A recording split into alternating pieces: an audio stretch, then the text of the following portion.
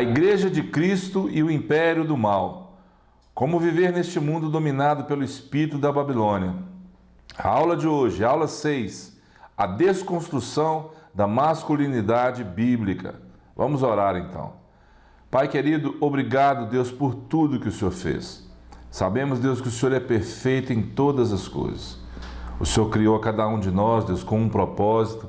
E nós queremos te pedir, Deus, que o discernimento, a revelação do Senhor para cada um, meu Pai, seja bem clara, para que não haja dúvida, papai, de que o Senhor fez todas as coisas perfeitas, todas as coisas com um propósito. E o Senhor, Deus, não falha. A tua bondade, Deus, dura para sempre. Por isso, obrigado, Deus, pela tua misericórdia, que tem nos consolado, que tem nos ensinado, que tem nos dado suporte, Deus, em todas as coisas. Abençoa meu irmão, minha irmã, abençoa as pessoas que estiverem assistindo essa aula, para que elas possam entender, ter o discernimento mesmo, Deus, de que o Senhor não falha, Pai. Muito obrigado, Pai, em nome de Jesus. Amém, queridos?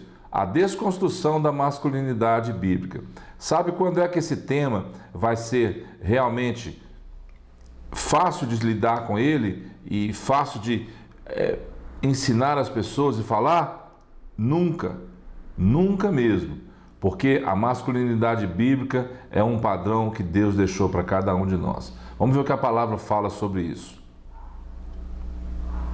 Tomou, pois, o Senhor Deus ao homem e o colocou no jardim do Éden. Para quê? Para cultivar e guardar. Duas funções específicas para que o homem cumprisse ali no jardim, na criação dele. E o Senhor Deus lhe deu esta ordem: de toda árvore do jardim comerás livremente, mas da árvore do conhecimento do bem e do mal não comerás, porque no dia em que dela comeres, certamente morrerás. E nós sabemos o que aconteceu ali no jardim. E infelizmente não temos tempo para falar sobre isso. Mas guarde desse versículo o objetivo de Deus com o homem ali no jardim, para cultivar e guardar. Olha essa história que a Bíblia nos relata. Este era outrora o costume em Israel, quanto a resgates e permutas. O que queria confirmar qualquer negócio, tirava o calçado e o dava ao seu parceiro. Assim se confirmava negócio em Israel. Disse, pois, o resgatador a Boaz: compra tu, e tirou o calçado. Rute, capítulo 4. Então Boaz disse aos anciãos e a todo o povo: sois hoje testemunhas de que comprei da mão de Noemi tudo que pertencia a Elimeleque, a Quilion e a Malom. E também tomo por mulher Rute, a moabita, que foi esposa de Malom, para suscitar o nome deste sobre a sua herança, para que este nome não seja exterminado dentre seus irmãos e da porta da sua cidade. Disto sois hoje testemunhas. Todo o povo que estava na porta e os anciãos disseram: somos testemunhas. O Senhor faça a esta mulher que entra na tua casa como a Raquel e como a Lia, que ambas edificaram a casa de Israel. E tu, Boaz, ate valorosamente em Efratá e faz-te nome afamado em Belém. Seja tua casa como a casa de Pérez, que Tamar teve de Judá, pela prole que o Senhor te der desta jovem. Capítulo 4, versículos 11 e 12. A verdade prática: o homem foi criado com qualidades que expressam virilidade, responsabilidade e liderança. Qual é o nosso desafio e continua sendo a cada aula desse trimestre, para você não se esquecer? Deve ser feito por meio de um compromisso inegociável com o quê? Com a autoridade da palavra de Deus. Só assim vamos vencer as teorias falsas, o engano que o mundo tenta lançar hoje e toda heresia, tudo aquilo que não procede da verdade de Deus, através desse compromisso inegociável. Vamos lá então para a introdução? Vamos começar então de algum lugar. Vamos começar essa aula de algum lugar. Você vê que no versículo que a gente leu da história lá do livro de Ruth, é muito interessante que cita o Antigo Testamento, cita Raquel, cita Lia. Ali nós sabemos que de Ruth e Boaz veio Obed, depois Jessé, depois o rei Davi. Da linhagem daquilo que Deus tinha prometido ao seu povo. E aí nós sabemos que dessa linhagem veio o Senhor Jesus Cristo. Então, é uma história contada e nós vamos partir a princípio disso aí.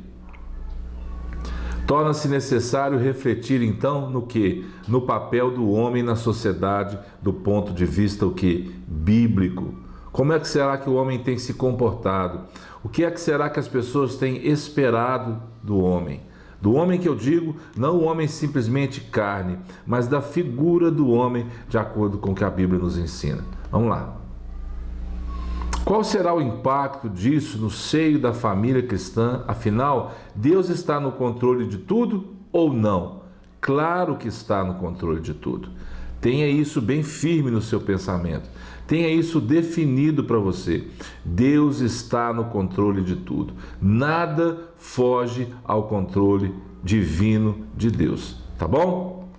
Quando o assunto se trata de masculinidade bíblica, levamos em conta a criação divina, a constituição biológica e o papel estabelecido por Deus para o homem cristão.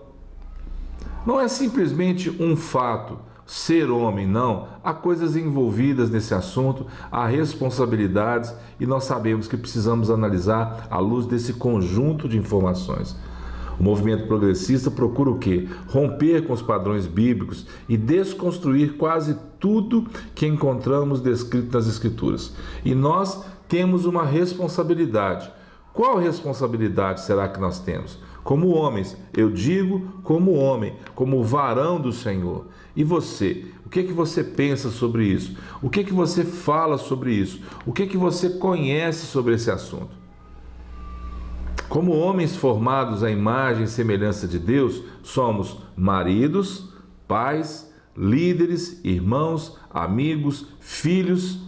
Precisamos ser um testemunho vivo de quem foi e de quem é o próprio Senhor Jesus Cristo. Jesus Cristo é o mesmo ontem, hoje e sempre. Lembre-se disso. Para cumprir nosso chamado de proteção, cuidado, generosidade, trabalho e principalmente responsabilidade, não podemos negligenciar a unção e a graça disponibilizadas pelo Espírito Santo sobre nossas vidas. Qual o chamado? O chamado à varonilidade do homem, da estatura do varão perfeito que a Bíblia nos recomenda. Deus é o Criador de todas as coisas, nos céus, na terra e no mar. As Escrituras registram que Ele criou o ser humano e o definiu pelo sexo, macho e fêmea, homem e mulher. Essa diferenciação visa o complemento mútuo na união conjugal e ao desempenho dos papéis divinamente designados a cada um. Algumas imagens para você, aonde é necessário aí macho e fêmea, além do homem e da mulher, macho e fêmea, para se completarem. Hoje na aula vamos falar sobre a masculinidade. Se Deus nos permitir, na próxima aula, sobre a feminilidade, tá bom? Pode-se afirmar que nenhuma outra criatura foi feita como o ser humano. Os peixes, as aves, todos os outros animais foram produzidos segundo a sua espécie. Entretanto, ao criar o ser humano, ou seja, a coroa da criação, Deus o fez olhando para si mesmo. Isto é, olha o que o versículo diz. Também disse Deus: façamos a quem? Façamos a plenitude de Deus, o Pai, o Filho, a Trindade e o Espírito Santo. O homem é a nossa imagem, conforme a nossa semelhança.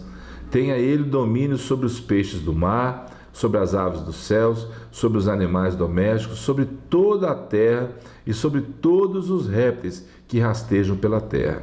E ele continua dizendo, em Gênesis, no capítulo 1, versículo 27 e o versículo 31. Criou Deus, pois, o homem à sua imagem. A imagem de Deus o criou. Homem e mulher os criou. E lá no versículo 31. Viu Deus tudo quanto fizera, e eis que era muito bom. Houve tarde e manhã. O quê? O sexto dia. Ou seja, viu Deus que era muito bom. Homem e mulher. Deus é perfeito em todas as coisas. Deus nos confiou duas tarefas primárias. Digo isso como varão. Então eu estou dizendo isso para mim primeiro, depois para você que é varão, mas para que todos possam entender isso. Criado à imagem e semelhança de Deus. Só que o pecado, o que ele fez com a gente? Nos degenerou. Além de tudo, tarefas essenciais que são cultivar, lembra que eu falei do versículo? E guardar o jardim. Significa que ser provedor e protetor são próprios da natureza, o quê? Do homem. Ressalta-se que a masculinidade bíblica enaltece o amor e cuidado em relação à mulher e que o machismo a inferioriza e desonra. A Bíblia ensina o homem a honrar a mulher com toda a dignidade. Se isso não acontece, é claro que precisamos entender qual é o contexto, o porquê das coisas. Mas a orientação de Deus sempre foi para que o homem tratasse a mulher com dignidade. Deus é o cabeça de Cristo. Cristo, a cabeça do homem. E o homem é a cabeça da mulher. O movimento feminista de viés neomarxista considera esse modelo como um sistema machista, opressor para com a mulher. E nós sabemos que isso não é verdade. Uma vez que Cristo se entregou pelo bem-estar da igreja, a liderança masculina requer a prática de algum tipo de sacrifício pela mulher.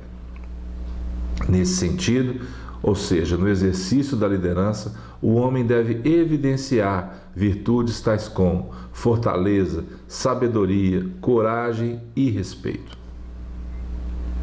Vivemos num mundo onde a inversão de valores torna-se cada dia mais evidente.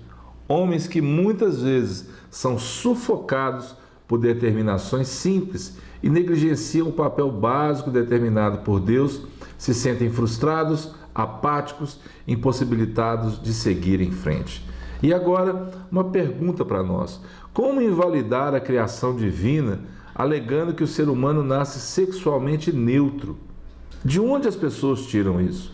Deus fez macho e fêmea. Ele não fez o homem sexualmente neutro, para que houvesse uma junção, para que um completasse o outro. Outra pergunta: como é que nós vamos invalidar as características físicas, biológicas e emocionais e desprezar a harmonia natural entre todas essas características?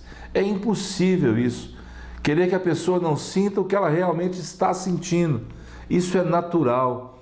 É natural sentir tudo aquilo que Deus realmente traz para nós, alegria, dor, tudo que você sente é natural. Você é um ser pensante e Deus te fez a semelhança dele. Então lembre-se sempre disso.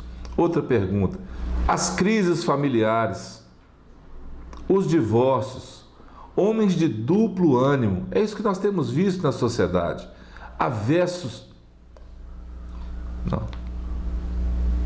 Sabemos que existe a crise familiar, os divórcios, homens de duplo ânimo, avessos ao trabalho, vacilantes, inconstantes, transformando o que é a sociedade numa anarquia completa.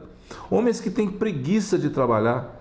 Muitas vezes o homem tem que ficar em casa para ajudar, ele prefere fazer isso, mas ele tem preguiça de trabalhar. Por quê? A sociedade tem feito isso de forma contrária ao padrão bíblico.